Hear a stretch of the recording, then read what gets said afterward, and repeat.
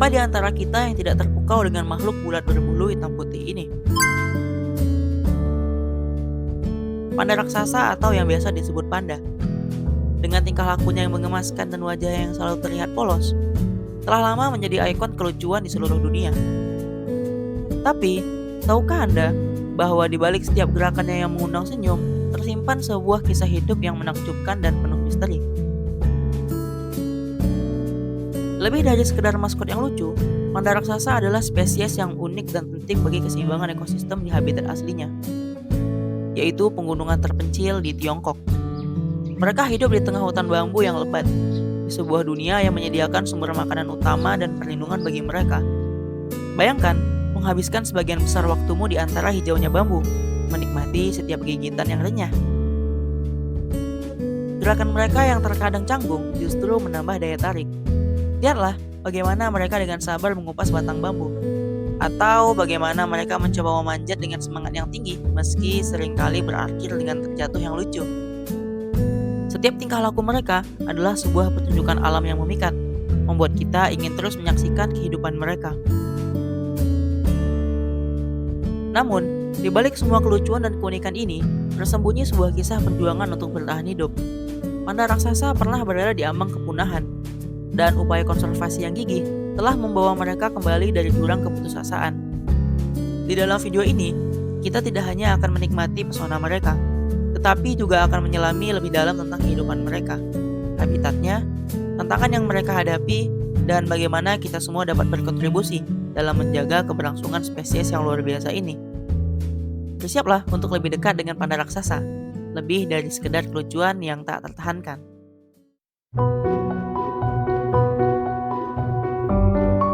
Setelah terpukau dengan pesona mereka, mari kita selami lebih dalam dunia panda raksasa atau yang kita sebut panda ini. Mereka adalah makhluk yang sangat spesifik, dengan habitat alami yang unik dan terbatas. Panda raksasa atau yang secara ilmiah dikenal sebagai Ailuropoda melanoleuca. Bayangkan, ini adalah rumah eksklusif mereka di planet kita ini.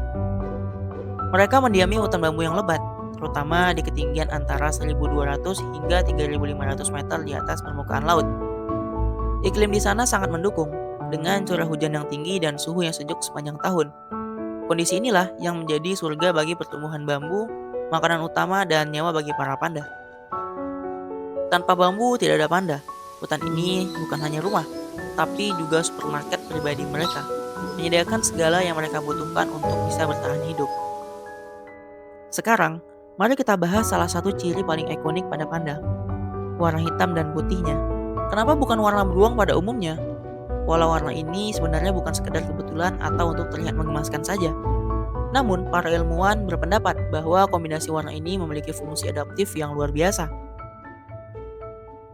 Pertama, sebagai kamuflase. Di lingkungan mereka yang sering bersalju di musim dingin, warna putih pada tubuh panda membantu mereka bersembunyi dari predator atau bahkan manusia. Sementara itu, warna hitam di bagian lengan dan kaki serta telinga dan sekitar mata membantu mereka menyatu dengan bayangan di hutan bambu yang rimbun ini. Jadi, mereka bisa menghilang di salju dan bersembunyi di pepohonan. Kedua, ada teori yang menyebutkan bahwa warna hitam putih ini juga berfungsi sebagai sinyal komunikasi antar panda. Mereka bisa saling mengenali dari jarak jauh, terutama di hutan yang padat. Bagian hitam di sekitar mata juga dipercaya membantu mengurangi silau matahari, mirip seperti yang dimiliki rakun sebagai kacamata hitam alami. Namun, ada satu ciri fisik yang tak kalah menakjubkan dan sangat vital bagi kehidupan mereka. Jempol semu panda. Meskipun bukan jempol sejati seperti pada manusia, ini adalah tulang pergelangan tangan mereka yang membesar. Dikenal sebagai tulang sesamoid radial. Tulang ini berfungsi layaknya ibu jari yang berlawanan, memberikan kemampuan genggaman yang luar biasa. Bayangkan, hidup hampir sepenuhnya dari bambu. Tentu saja mereka butuh alat yang sempurna untuk bisa memegang batang yang licin dan keras ini. Tanpa jempol semu ini, proses memakan bambu yang memerlukan waktu berbelasan jam sehari akan menjadi jauh lebih sulit. Bahkan bisa menjadi mustahil. Adaptasi unik inilah yang memungkinkan mereka untuk bisa mengupas lapisan luar bambu yang keras dan mencapai bagian dalamnya yang lebih lunak dan bergizi. Jadi, di balik kelucuan dan warna ikoniknya, Panda raksasa adalah makhluk dengan adaptasi luar biasa yang dirancang sempurna untuk bisa bertahan hidup di habitat bambu mereka. Dari sini, mari kita lihat lebih dekat bagaimana mereka bisa menghabiskan hari-hari mereka.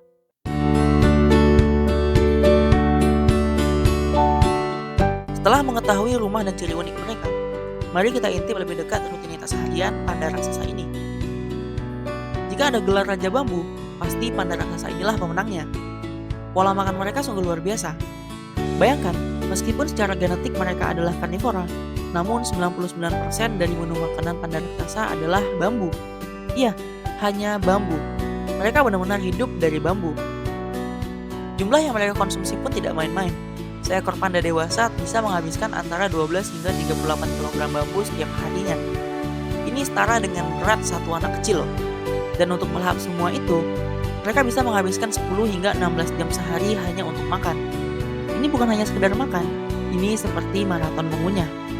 Kenapa bisa sebanyak itu? Meskipun mereka makan bambu, sistem pencernaan panda sebenarnya masih mirip dengan karnivora. Artinya, mereka tidak terlalu efisien dalam menyerap nutrisi dari bambu yang kaya serat tapi rendah gizi. Karena itulah, mereka harus mengonsumsi bambu dalam jumlah yang besar untuk mendapatkan energi yang cukup. Jadi, tiap gigitan adalah perjuangan untuk bisa bertahan hidup, dan mereka melakukannya dengan penuh semangat. Hidup panda bukan cuma tentang makan. Setelah kenyang, mereka juga butuh waktu untuk bersantai dan bermain. Meski sering terlihat santai, momen-momen bermain ini sangat penting untuk kesehatan fisik dan mental mereka. Lihatlah betapa lucunya mereka saat berguling-guling, atau ketika mereka sedang antusias mencoba memanjat pohon. Terkadang, upaya mereka yang agak ceroboh justru membuat kita gemas dan tersenyum. Meskipun panda dewasa cenderung hewan soliter atau yang bergerak sendiri, mereka terkadang berinteraksi, terutama saat musim kawin atau antara induk dan anaknya. Momen-momen ini menunjukkan sisi lembut dan kasih sayang mereka. Dan tentu saja, ada waktu istirahat. Panda bisa tidur di mana saja dan kapan saja, baik di dahan pohon, di balik bebatuan, atau bahkan sekedar meringkuk nyaman di tanah. Tidur adalah bagian penting dari pekerjaan mereka sebagai panda. Jadi, begitulah kehidupan sehari-hari panda raksasa. Sebuah siklus sederhana namun sangat vital. Makan, beristirahat, dan sedikit bermain. Setiap aktivitas ini menunjukkan betapa uniknya mereka sebagai makhluk hidup.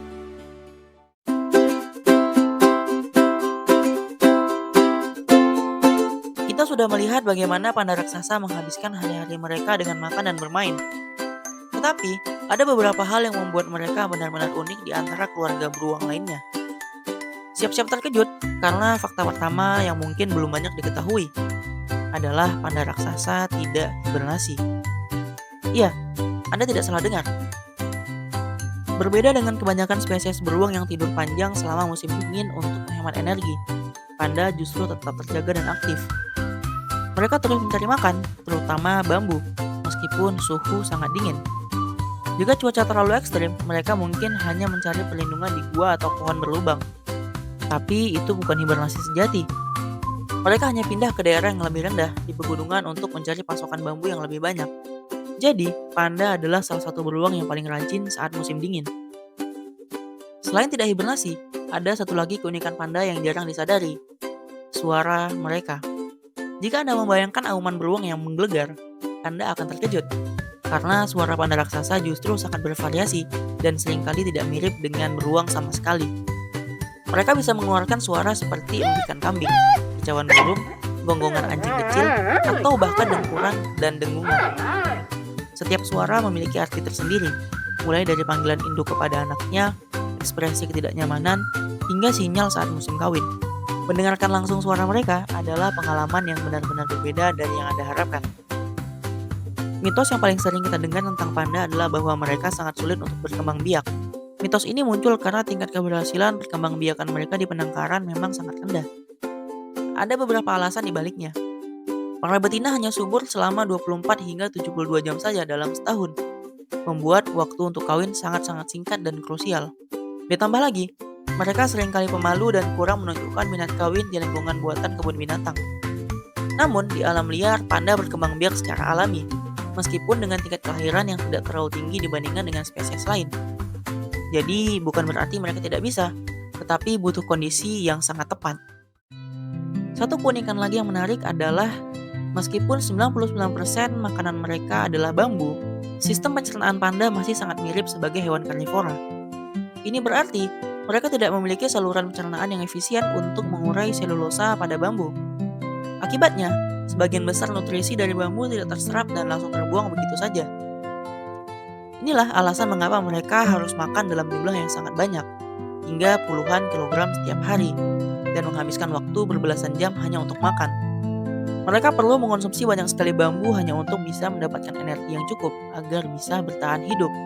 Sungguh adaptasi yang sangat unik. Dan terakhir, mari kita luruskan kebingungan yang sering terjadi. Panda raksasa dan panda merah adalah dua spesies yang berbeda. Meskipun namanya sama-sama panda, mereka sebenarnya tidak berkerabat dekat dan termasuk dalam famili yang berbeda. Panda merah atau Ailurus fulgens jauh lebih kecil, memiliki bulu berwarna merah kecoklatan yang cantik, ekor panjang yang bergaris, dan lebih menyerupai rakun atau musang.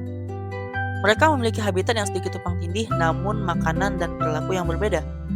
Jadi, mulai sekarang jangan sampai salah membedakan kedua panda ini ya.